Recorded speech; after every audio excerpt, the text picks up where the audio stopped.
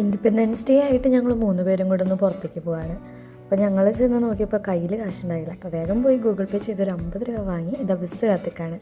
ഞാൻ എറണാകുളത്ത് വന്നതിന് ശേഷം ആദ്യമായിട്ടാണ് ഇപ്പോൾ ഇവിടെ ബസ്സിന് പോകുന്നത്. നല്ല രസമായിരുന്നു. അപ്പോൾ എനിക്ക് വായ ഗുളികയെന്ന് പറഞ്ഞിട്ട് ഞാൻ എന്തൊക്കെ തന്നു. ഷിപ്പ് യാർഡിൻ്റെ അടുത്തോടെയൊക്കെയായിരുന്നു പോയിട്ടുണ്ടായത്. യൂഷ്വലി ഞങ്ങളുടെ ഹോസ്റ്റലിൽ നിന്നാൽ കാണാവുന്നതാണ്, പക്ഷേ അടുത്ത് കാണുമ്പോൾ അതൊരു വേറെ വൈബ് തന്നെയാണ്. അങ്ങനെ ഞങ്ങൾ നേരെ പോയത് ബ്രോഡ്വേയിലാണ്.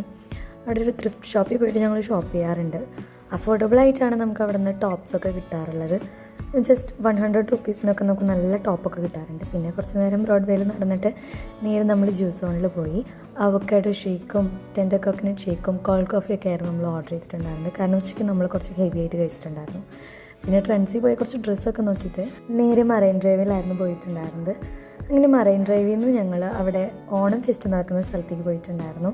അങ്ങനെ ബുക്ക് സ്റ്റാൾ കണ്ടപ്പോൾ എനിക്ക് അമ്മേനെയാണ് ഓർമ്മ വന്നത്. അപ്പോൾ ഞാൻ അമ്മയ്ക്കൊരു ബുക്ക് വാങ്ങി.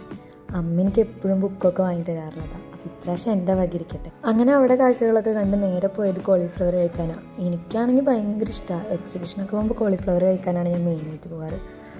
അങ്ങനെ ബജിയും കോളിഫ്ലവറൊക്കെ വാങ്ങി അവിടെ ഇരുന്ന് കഴിച്ചു.